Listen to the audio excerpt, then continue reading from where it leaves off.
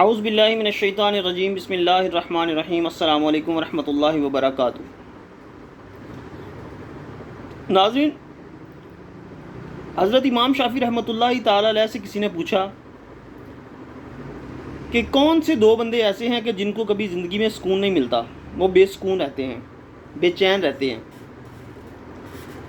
حضرت امام شافعی رحمۃ اللہ تعالی علیہ نے فرمایا کہ دو بندے ایسے ہیں جو کہ ہمیشہ بے سکون رہتے ہیں، ان میں سے ایک ہے حسد کرنے والا، اور دوسرا ہے بغض رکھنے والا، عداوت رکھنے والا۔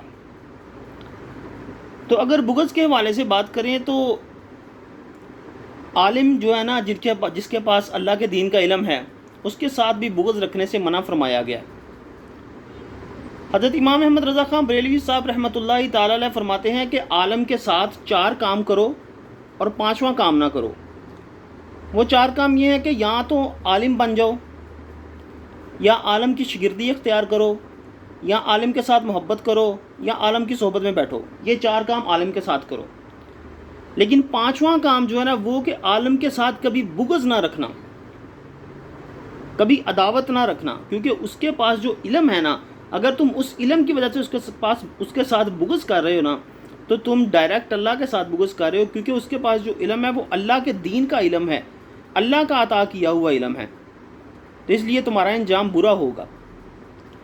تو اگر بغض کے حوالے سے بات کریں تو جو لوگ اولیاء اعظام کے ساتھ بغض رکھتے ہیں، صحابہ کرام کے ساتھ بغض رکھتے ہیں، اہل بیت کے ساتھ بغض رکھتے ہیں، معاذ اللہ ان کا کیا انجام ہوگا۔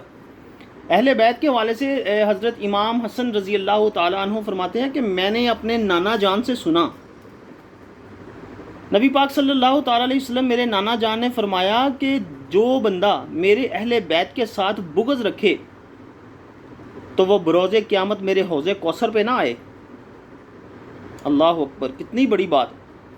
یہ بغض ہمارے لیے ایک چھوٹا سا لفظ ہے، اور اس کا انجام دیکھ لیں کیا ہے کہ نبی پاک صلی اللہ علیہ وسلم نے فرمایا کہ وہ کبھی میرے حوض کوثر پہ نہ آئے جو میرے اہل بیت سے بغض رکھے، وہ نہ ہو کہ حوض کوثر کی جگہ پہ اس کے حلق میں انگارے اتار دیے جائیں۔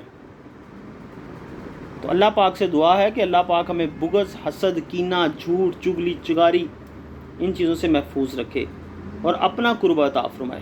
کاش کہ کسی کے دل میں اتر جائے میری بات۔ وما علینا الا البلاغ۔